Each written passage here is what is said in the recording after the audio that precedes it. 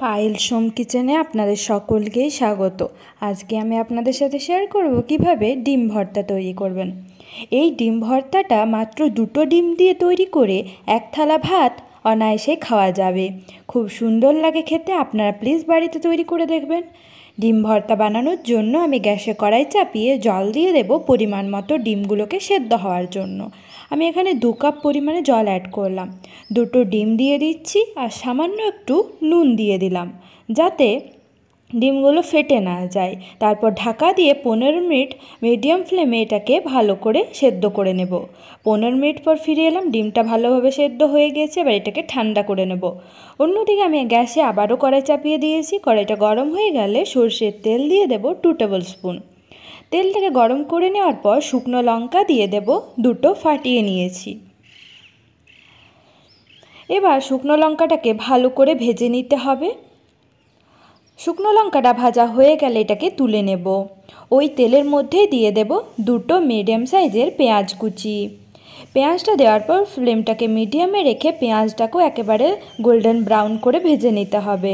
পেঁয়াজ ভাজা হয়ে গেলে পেঁয়াজ ভাজাটাকে তুলে নেব আর এক্সট্রা যে তেল আছে সেটাকেও আমি একটা পাত্রের মধ্যে নিয়ে ঠান্ডা করে নেব। অন্যদিকে ডিমগুলো থেকে খোসাটাকেও আমি ছাড়িয়ে আলাদা করে নিয়েছি। শুকনো লঙ্কাটা ঠান্ডা হয়ে গিয়েছে, হাত দিয়ে চটকে মেখে নিচ্ছি শুকনো লঙ্কাটাকে প্রথমে।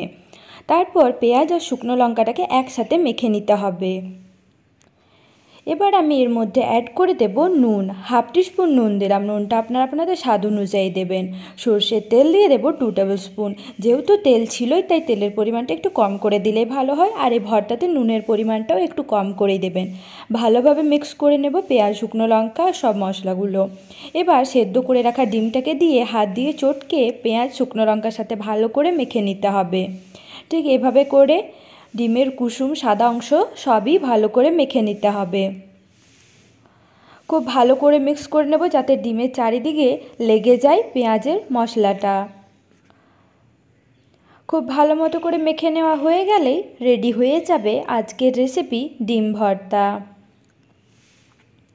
ঠিক এইভাবে করে আপনারাও বাড়িতে তৈরি করে দেখবেন আর খেতে কেমন হয়েছে সেটা আমাকে কমেন্ট বক্সে জানাতে অবশ্যই ভুলবেন না।